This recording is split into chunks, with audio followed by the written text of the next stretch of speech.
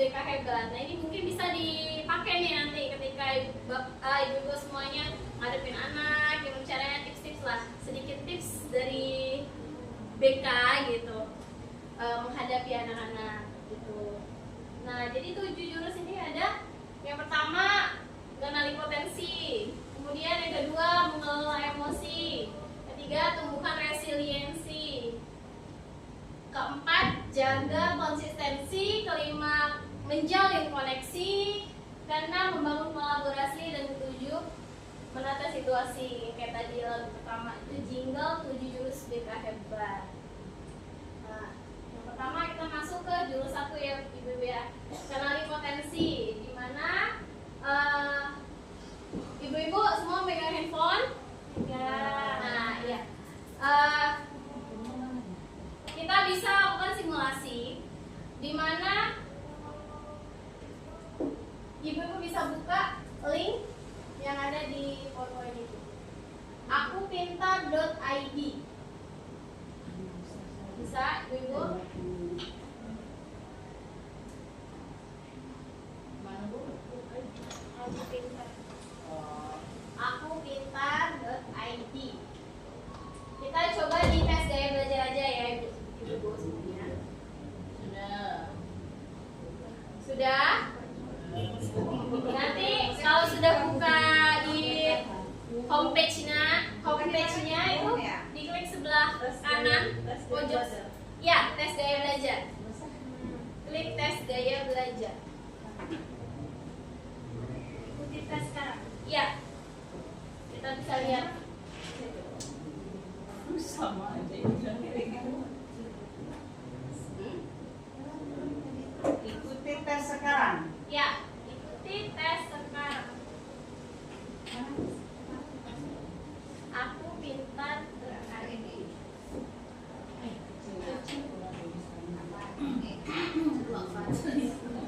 Ya, bisa dipesan. Cari ini aja nih. Biasanya mengoperasi harapan kita mengoperasikan.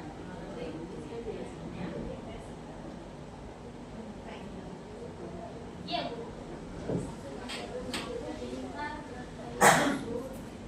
Tiket lolos. Ini beda-beda ya soalnya gimana ya? Sama Jawabnya sih. gimana bu? Ada ABC ini kan? Iya. Pertanyaannya yang mana? Itu kan ada petunjuknya, ibu. Nah ini kan petunjuknya. Mulai semuanya. Dan kamu Pilih jawaban paling sesuai kan ada A, B, C. Aku pintar.id. Apa tes gaya belajar apa emang ini? Tes gaya belajar. Oh, gaya belajar. bagusnya biasanya teks prosedur. Ini yang mulai sekarang. Iya ibu. Mulai sekarang. Ini saya mau kasih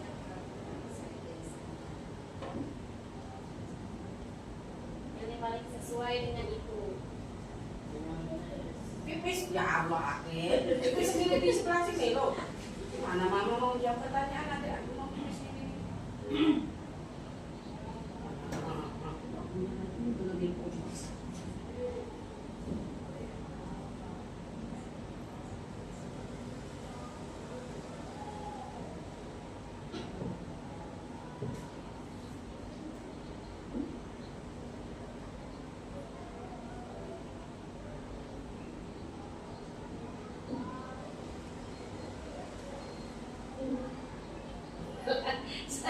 saya ketik yang A B C D ya kan ya apa nih dia jawaban kok nggak bisa banyak di bawah ada kotak A B C. Ada bu, ada kotak ABC. Klik yang di kotak itu.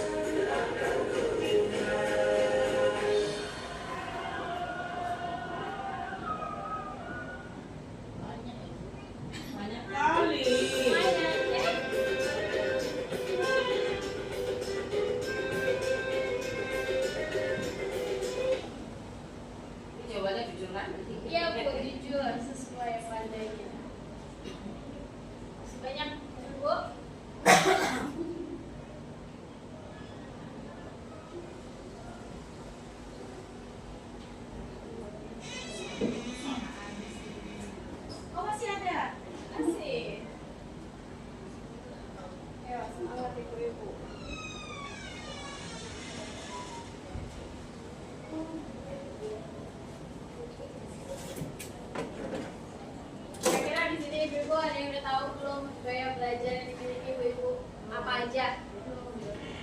Sudah, ada yang sudah, ada yang belum.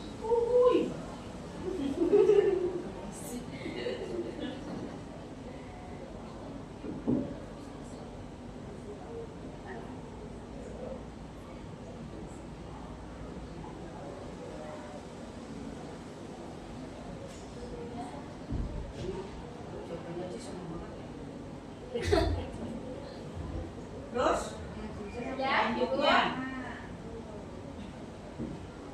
Duduk. Soal lagi. Banyak ya, Bu.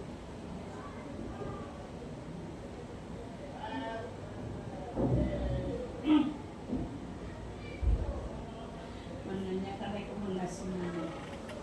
Mana yang bisa?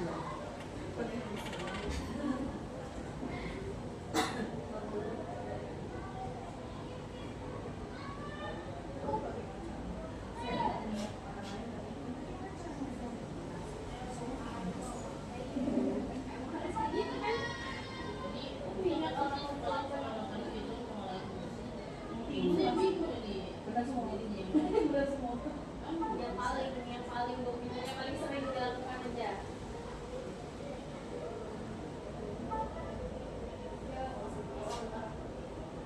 Kalau tiga tahap.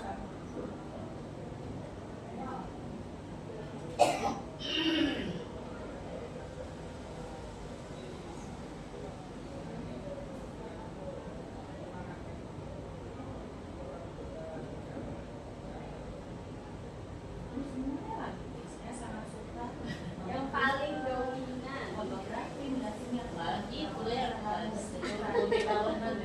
Iya, multi tahunan banget.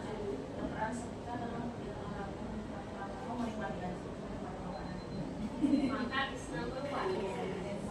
Masih ada. Apa lagi? Apa lagi?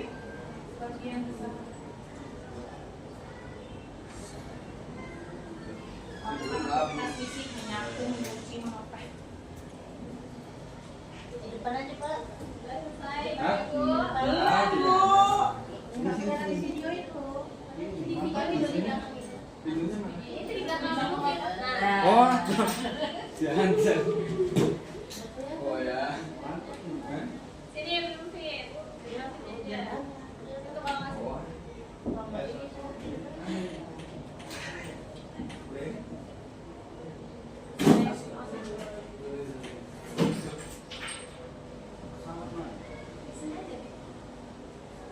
Udah selesai, Ibu. Udah selesai. Jawab itu.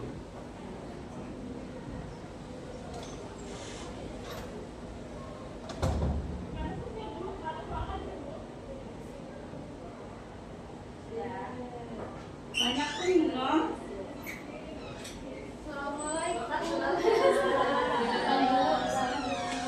Di depan.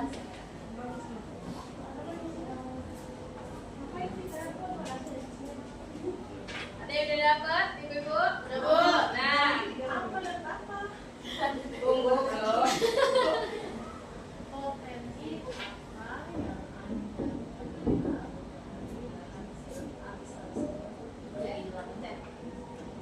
ya.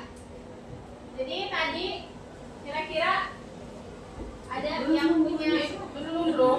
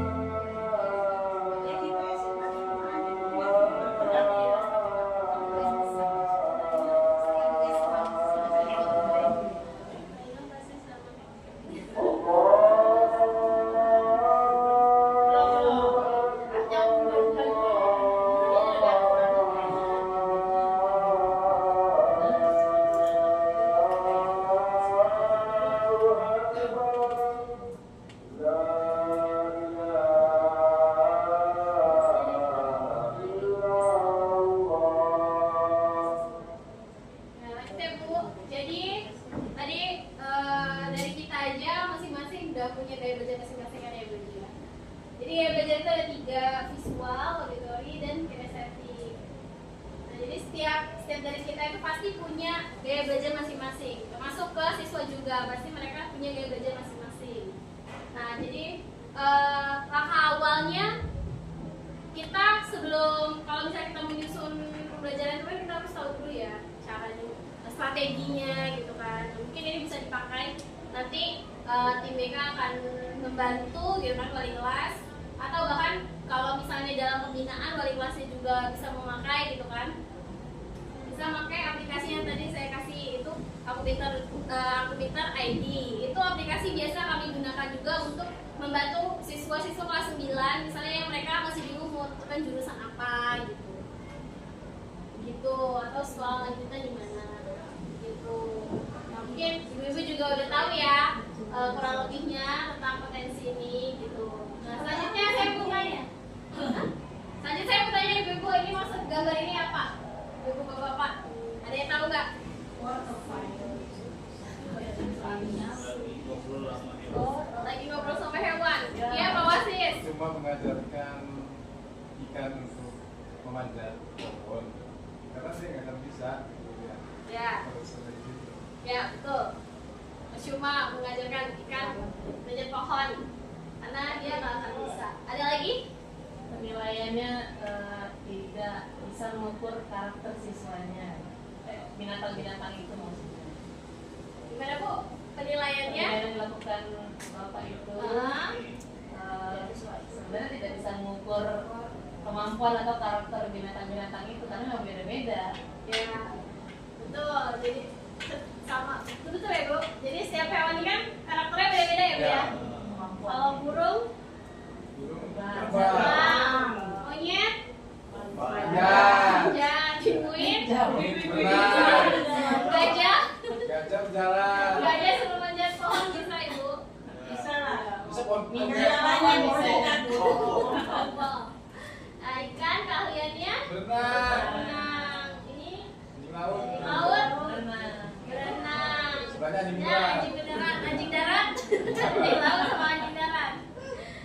Jadi begitu ya ibu-ibu ya. Jadi setiap anak-anak itu dari berbagai macam suku, berbagai macam karakter, dan berbagai macam juga tipe gaya belajar yang dimilikinya. Lanjut ya ibu-ibu ke jurus yang kedua. Di sini tentang kelola emosi. Nah, tentunya Bapak Ibu nggak asing kan dengan pembelajaran CASEL ini? Ya, dimana sosial emotional learning ini dipengaruhi oleh 5 faktor. Yang pertama, self awareness, self management, responsible decision making, relationship skill, social awareness. Self awareness-nya Bu, Bapak-bapak, self awareness, kesadaran diri, self management, manajemen diri, responsible decision making ini Keputusan yang buat keputusan, relationship skill, kemampuan bersosialisasi. ya, social awareness, kesadaran sosial.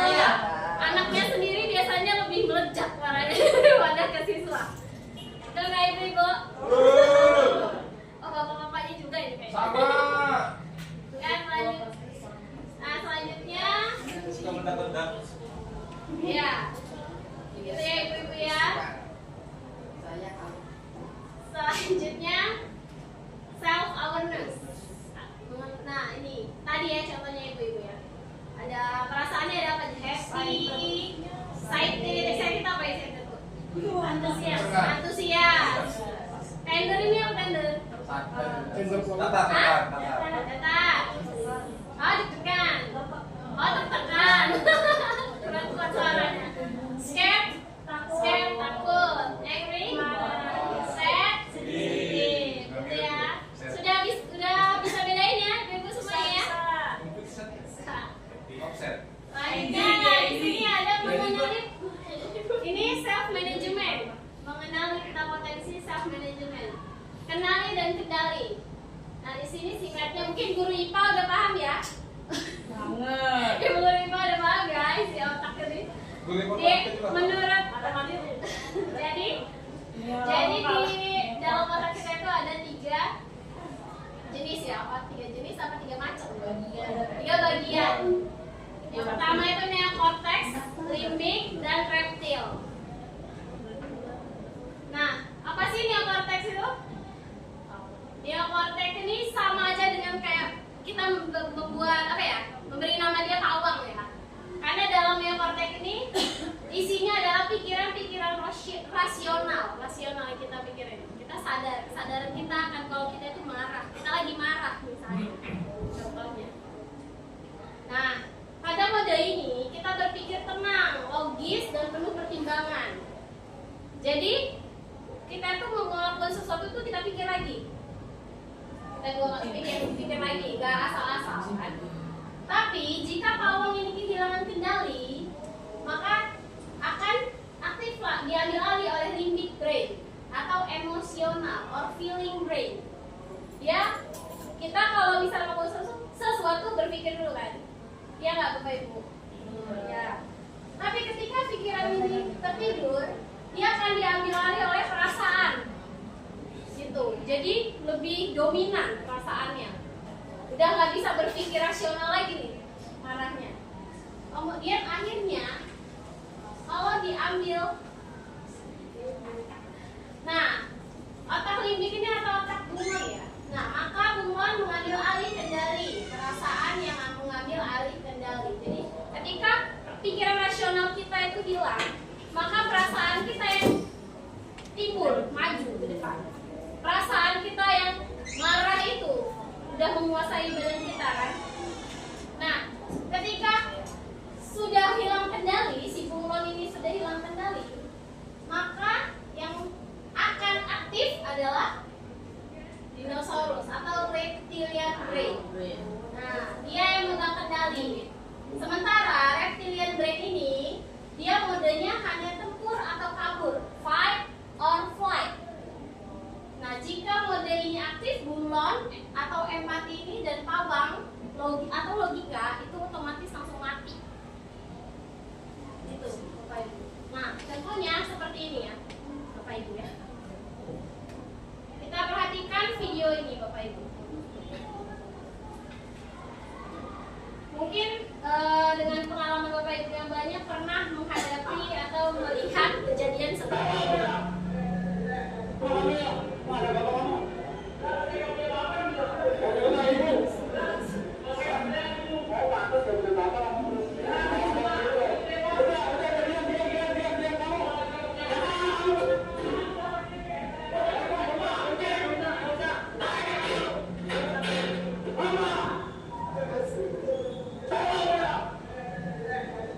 Nah, ini adalah contoh ketika dinosaurus versus dinosaurus. Jadi reptilian brainnya itu udah menguasai. Tapi akan kita bedakan dengan video yang berikut ini ya. Ketika neokortex bertemu dengan dinosaurus, hasilnya pasti akan berbeda.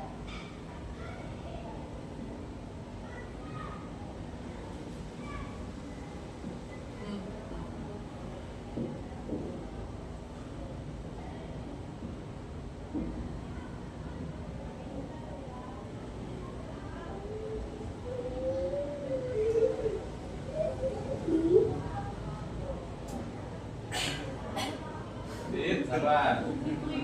Napas sedikit. Tahan dulu. Nah, itu ya Bapak Ibu ya. Ketika ya adiknya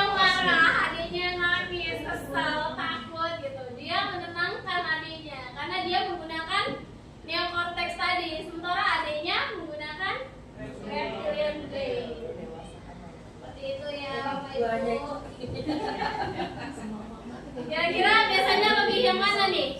Dinosaurus yang keluar? T-Rex. Nah, jadi konsepnya kurang lebih seperti ini ya Bapak Ibu. Ketika melakukan emosi, ya biasanya emosi kalau misalnya dia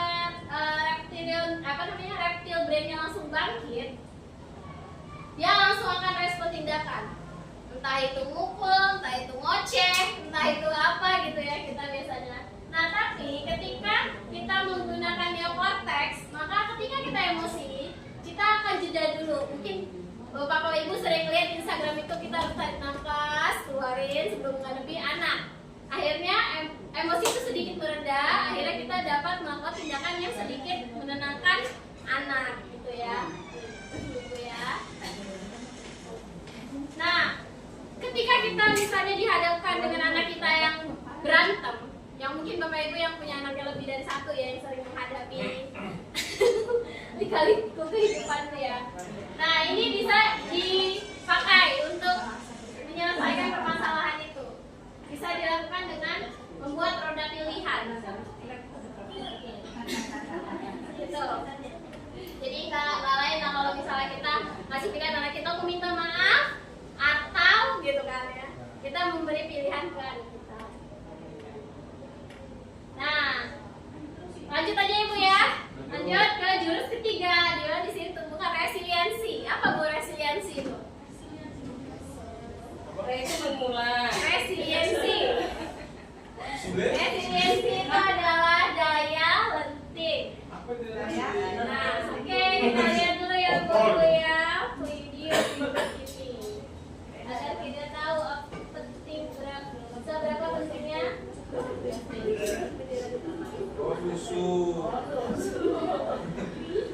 Oh, berarti nanti kita pulang dari sini beli susu tawar, susu fisik.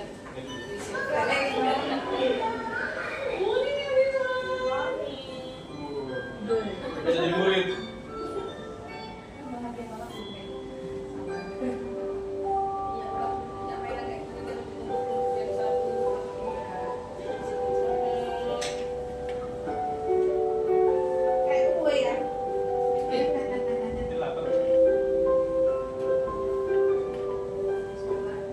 What does it look like? Looks like me. That's right. I want you to do everything that you can to knock your toy down.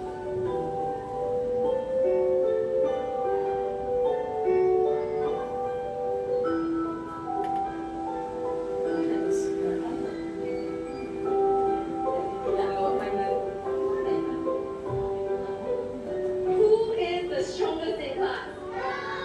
Jerron, come on up, please. I'm going to give Jerron a prop, and he's going to try to knock it off the table. Ready, Jerron?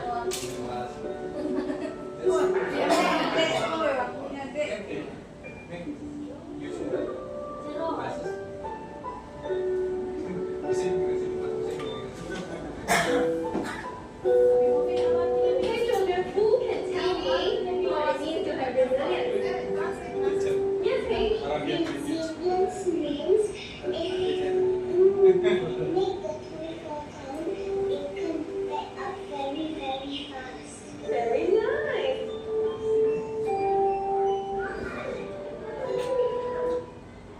Bapak Ibu, jadi apa itu resiliensi? Penting nggak Bu? Penting. Membangun resiliensi ke anak. Daya lenting atau semangat. Ya, nah resiliensi adalah kemampuan seseorang untuk bangkit kembali dan pulih dari kesulitan, stres dan trauma yang dialami dalam hidup. Ini adalah kemampuan beradaptasi, bertahan, dan bahkan tumbuh lebih kuat setelah menghadapi suatu tantangan.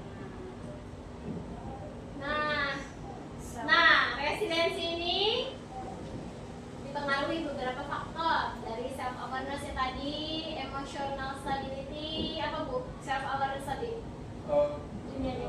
Kesadaran diri sendiri, emotional stability, sosial stabil, adaptability, adaptasi, growth mindset, Pikiran yang membangun.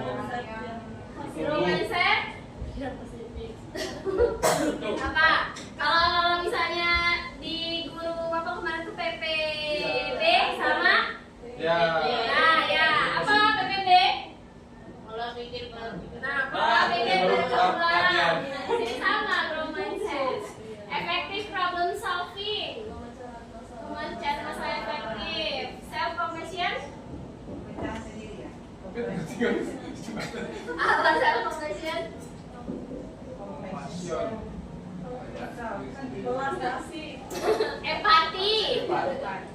Positif perspektif. Ya. Nah, jadi pola pikir tumbuh itu tangguh sejak dalam pikiran. Nah, ini contoh dari fixed mindset dan grow mindset. Biasanya Bapak Ibu seringnya fixed mindset apa grow mindset? Saya bisa sukses jika punya bakat. Kalau grow mindset, saya bisa sukses dengan berusaha. Biasanya apa? Grow. Biasanya Misalnya berdoa. grow. Grow. Ada yang masih fixed mindset? Saya semua lepas mindset. Ya. Terus ketika kita mengalami kegagalan, Ya benar. saya menyerah. Terus saya akan coba lagi. Saya akan coba lagi. Beneran. Benar. Ketika menghadapi kesulitan, saya tidak bisa. Saya Saya belum bisa. Belum bisa. Bisa kobra. Ketika menghadapi masalah, meratapi atau mencari solusi. Ada solusi. Meratapi dulu baru ada solusi. Boleh, harus siap ya. Ketika dikritik, apakah sakit hati? Berarti masih fixed mindset ini kalau sakit hati ya. Terima Enak kasih. aja kritik-kritik. Asik. Kurang bisa dikreatif ya. Nah, lanjut coba nih. Kira-kira poin satu ini, saya percaya bahwa kecerdasan dasar saya adalah suatu yang tidak dapat saya ubah terlalu banyak. Fixed mindset atau grow mindset? Fixed mindset. Ketika saya menghadapi tantangan, saya biasanya menyerah karena saya merasa tidak cukup mampu. Fixed. Saya percaya bahwa saya dapat meningkatkan kemampuan. Kalau saya cenderung menghindari tantangan. Fixed. Saya melihat kegagalan. Saya melihat kegagalan sebagai kesempatan untuk belajar dan tumbuh. Usaha dan kerja keras adalah kunci untuk mencapai kesuksesan. Bakat alami adalah faktor terpenting dalam mencapai kesuksesan usaha saja. Tidak cukup. 100 nilainya kamu lah. Ya, ayo. Ambil hadiahnya di rumah. Kuncinya mana Pak Ini Wasit? kan kuncinya hilang. Oke, jadi dokter uang kaget. Iya, Aku kirain nomor 2. jadi dalam membantu murid menerima dan bangkit dari kegagalan itu rumusnya ini Bapak Ibu. Empati atau memvalidasi perasaan, kemudian pengakuan potensi yang dimiliki dia, kemudian reframing atau perspektif positif dari diri dia, kemudian penegasan nilai diri di luar hasil plus apa ya ini? Tawanan dukungan. Dari dukungan atau harapan ke depan. Itu ya Bapak Ibu ya. Oke. Lanjut, jurus 4. Jaga konsistensi. Kalau Bapak Ibu ini berpasangan nggak semuanya? Coba Bapak Ibu berdiri. Kita main sebentar. Ya, berpasangan. Sweet. Sekarang sweet. Ayo, sama aja. Siapa yang menang? Nah, yang menang jadi A, yang kalah jadi B.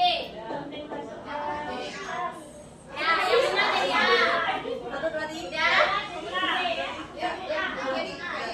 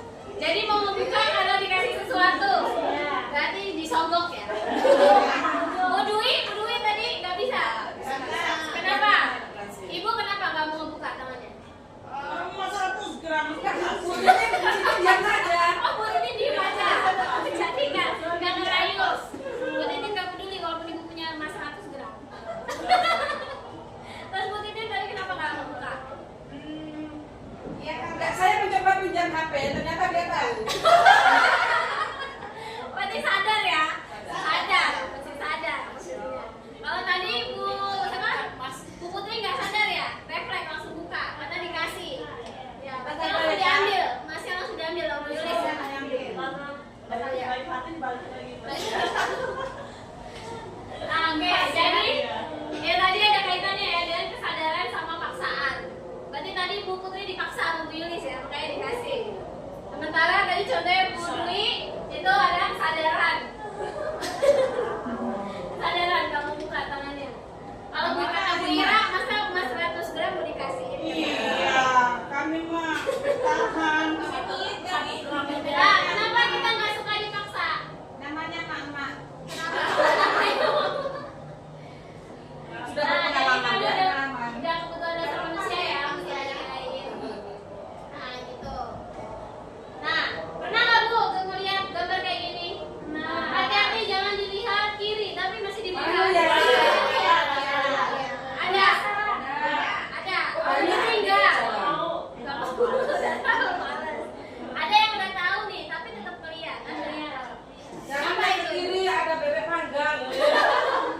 Kenapa itu kira-kira Ibu? Penasaran. Karena penasaran. Radar antipersuasinya aktif, jadi muncul reaksi. Jadi perintah diabaikan, larangan jadi rekomendasi dilakukan. Emang nggak boleh tipu daya manusia itu. Itu anak muda. Gimana mereka? Nah, Apa jadi? oke. Jadi nah di sini ada 10 tombol ajaib dari perintah dalam diri. Sekarang saya mau tanya ya Ibu. Kira-kira Ibu sekarang kan jadi Bu Guru ya. Itu berdasarkan apa Bu dari 10 dari perintah dalam diri ini? Coba Bu Lisa. Apa Bu Lisa? Berdasarkan apa dari 10 tombol ajaib ini? Iya. Menjadi Tuhan. Menjadi Tuhan. Manfaat. Manfaat. Terus Bu, apa lagi Bu? Tujuan. Tuhan. Apa lagi Bu? Karena sudah mulai enjoy senang. Kesenangan, karena udah mulai enjoy. Kalau Bu Dwi, Bu? Tujuan yang pertama. Tujuan. Plus manfaatnya, Ya. maknanya. Ya, apa lagi Bu? Kemudian perintah Minat nggak Bu jadi guru Bu? Kenapa? Ibu minat jadi guru? Enggak dulu. Enggak. Berarti bukan Dipaksa, Bu. Dipaksa. Dipaksa sama bapak saya jadi guru. Oh, berarti tantangan ya Bu ya? Tantangan. Tantangan. Challenge. Tantangan. Iya. Terakhir akhirnya ya keinginannya. Oke, kita bagus. Oh, Bu Ima? Tantangan. Tantangan. Kebutuhan juga. Kesenangan. Oke, Bu Mia apa Bu Mia? Gimana sih? Tujuan. Minat memang dari itu. Minat juga. Sekarang jadi kebanggaan. Kalau saya kagak kebutuhan. Kayaknya 100% kebutuhan kita ini. Oke, lanjut. Nah, jadi pembiasaan berbasis kesadaran tadi. Di sini ada disiplin biasa dan disiplin positif. Ini biasanya berbentuk karena faktor internal atau paksaan untuk kepatuhan, tapi jangka pendek. Kalau disiplin positif atau kesadaran tadi ini kan paksaan ya Bu ya. Kalau yang ini kesadaran, jadi sehingga membuat efeknya jangka panjang. Nah, pernah nggak Bu dengar kata-kata Kaseto? Jangan mimpi punya anak yang menurut, kita justru akan frustasi. Mimpilah punya anak yang mandiri Tuh, dan bisa punya anak mandiri dan bisa kerja sama tuh, dengar tuh. langsung ke tujuannya ini. Ya. Tapi maksudnya kerja sama. Nah, jadi di sini ya Bu, seperti inilah kira-kira kebiasaan bisa terbentuk. Yang pertama dari petunjuk, kemudian gairahnya, respon, dan reward yang kita berikan ke anak gitu ya. Selanjutnya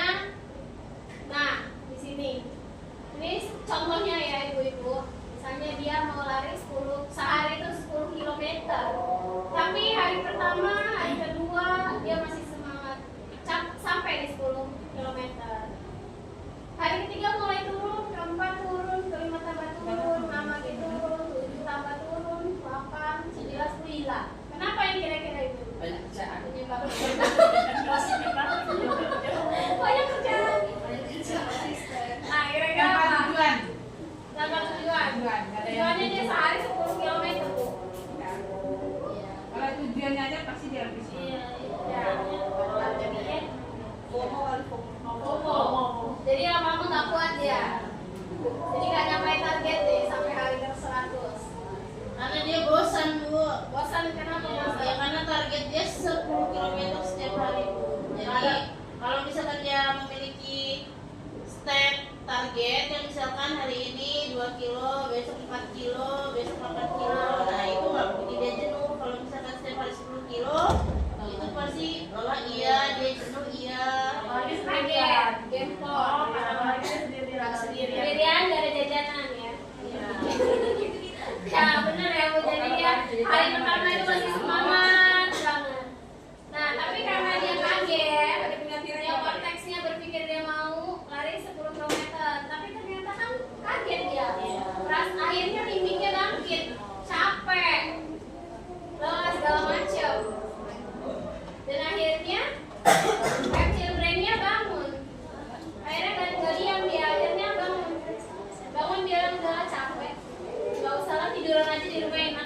Iya betul Ya. Pengalaman ya. dari awal. Nah, tapi ketika dia yang betul yang dibilang Bulisa tadi bertahap, tapi kadang-kadang lebih target, misalnya 1 hari 1 kilo, 1 kilo. Nah, dia ini akan tetap tenang karena nggak langsung drastis gitu kan. Jadi seperti itu ibu-ibu. Ketika membangun sesuatu bertahap, kemudian jangan langsung IF 16 jam. Mati besok. Mati. Iya iya. Jadi nggak bisa. Belum siap meninggalkan nasi. Belum siap meninggalkan nasi. Apalagi soto Maindah ya. Ya, jadi begitu ya ibu-ibu. Jadi kuncinya itu kayak sehari salah guna, setahun selesai. Seperti ini lah. Rumusnya itu seperti ini. Jadi pelan-pelan, katanya alon-alon asal alon. Lanjut ya ibu-ibu ya. Yang kelima, jalin koneksi. Nah, tadi kita bilang. Nah, jadi rumusnya itu yang pertama kita mendengar aktif. Kalau di BK itu kan kita berdua itu konseling ya ibu ya. Dan sekarang kan konseling itu nggak harus BK ya ibu ya, wali kelas juga manggil anak, ngobrol dengan anak berdua itu bisa dikatakan dengan konseling namanya. Ya, itu konseling juga ya ibu. Iya, betul. Nah, tapi dengan rumus ini ibu dengar jam. Dedikasikan tubuh dan jiwa kita, ekspresi kita diperhatikan, netralkan posisi, gangguan dihilangkan, amati isi pembicaraan, respon pembicaraan dan jangan dipotong. Nah, yang sering harus kita perhatikan ya ibu ya gangguan ini bu. Makanya kenapa BK itu selalu terbuka ya ibu ya ketika ada yang mau manggil anak itu boleh di BK karena insya Allah di BK itu minim kebisingan insya Allah gitu ya. Dan kami juga punya ruangan tersendiri jadi lebih intim lah gitu, lebih fokus gitu ketika ngobrol dengan ya bu, ketika ngobrol dengan anak gitu, memecahkan masalah anak gitu. Jadi anak merasa dihargai privasinya.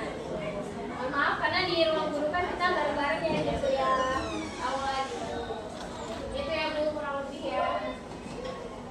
Nah di sini juga ada keterampilan membuka percakapan, bertanya, merespon, menyimpulkan sama refleksi. Nah kurang lebih posisinya duduk seperti ini bu. Kalau misalnya mau konseling dengan anak, jadi anak, iya betul, hadapan. Kanannya santai. Hah? Iya, kalau anaknya beda.